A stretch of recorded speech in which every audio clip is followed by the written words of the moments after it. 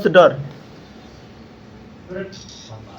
Baik, bismillahirrahmanirrahim. Assalamualaikum warahmatullahi wabarakatuh. Waalaikumsalam. Dalam kesempatan kali ini saya akan sedikit berbicara dengan teman saya. Sebelumnya perkenalkan, nama saya Muhammad Hasnan Alabio dan teman saya Muhammad Ilham Nurcahyo. Dan pada kesempatan kali ini kita akan membahas sedikit tentang dirosah an-nusus. Tanpa berlama-lama lagi, baik untuk Mas Ilham, sebelumnya saya mau bertanya, dalam dirosah an-nusus yang dimaksud dengan am itu apa sih, Mas? Baik, dalam dirosah an-nusus, am adalah lafaz yang mencakup segala yang pantas baginya tanpa pembatasan. Menurut Abdul Qalah, am menunjukkan atas, mencakup, dan menghabiskan semua satuan-satuannya sesuai dengan maknanya tanpa membatasi jumlah dari satuan-satuan itu. Oke. Lalu untuk lafal mutlak sendiri itu apa yang dimaksud? Lafaz mutlak itu menunjukkan sesuatu tanpa jumlah tertentu, seperti satu laki-laki, dua laki-laki, atau beberapa laki-laki. Lalu dari am tersebut macam-macamnya itu apa? Untuk macam-macam am sendiri itu adalah yang pertama am tetap umum, yang kedua am khusus, dan yang ketiga adalah am dikhususkan. Dari macam-macam tersebut terdapat am yang khusus dan dikhususkan. Apa sih perbedaan dari kedua am tersebut? Baik, untuk perbedaan dari kedua am tersebut adalah am khusus digunakan untuk beberapa individu saja sejak semula, sedangkan am dikhususkan mencakup semua individu tetapi tidak dalam semua hukum. Langsung kita ke pertanyaan selanjutnya, yakni mutlak, tentang mutlak dan muqayyad. Baik, setahu Masnya yang dimaksud dengan mutlak dan muqayyad adalah apa? Mutlak sendiri adalah bebas dari batasan, sedangkan muqayyad terikat pada batasan tertentu. Lalu hukum dari mutlak dan muqayyad tersebut itu bagaimana?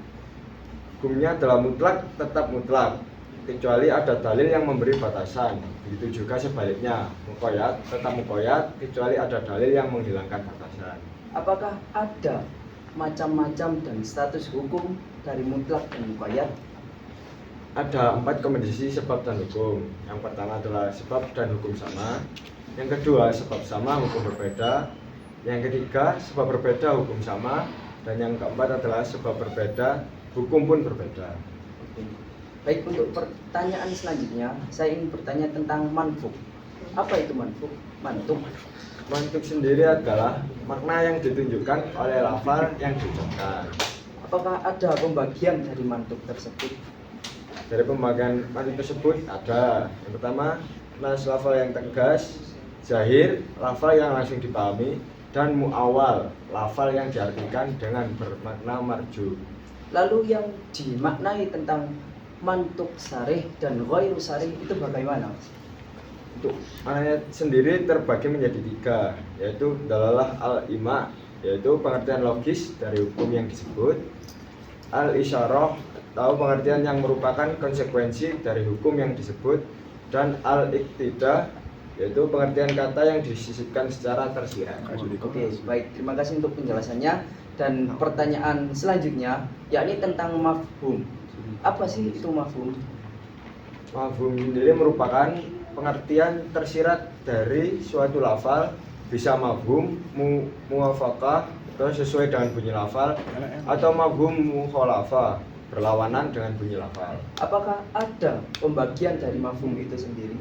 Pembagian mafhum muwafaqah dibagi menjadi fawal kitab, lebih utama dari yang diucapkan, dan lan al-kitab sama hukumnya dengan yang diucapkan.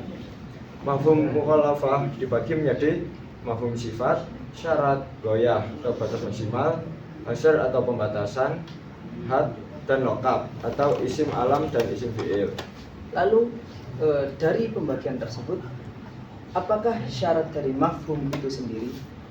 Syarat dari mafhum sendiri antara lain tidak bertentangan dengan dalil yang lebih kuat, bukan hal yang biasa terjadi, bukan untuk mewakili keadaan, dan harus berdiri sendiri.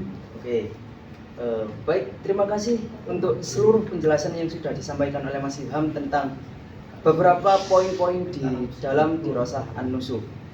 Sekian pembahasan kami kali ini sudah terdapat di akhir dari acara. Mohon maaf apabila ada salah kata. Akhirul kalam. Assalamualaikum warahmatullahi wabarakatuh. Waalaikumsalam.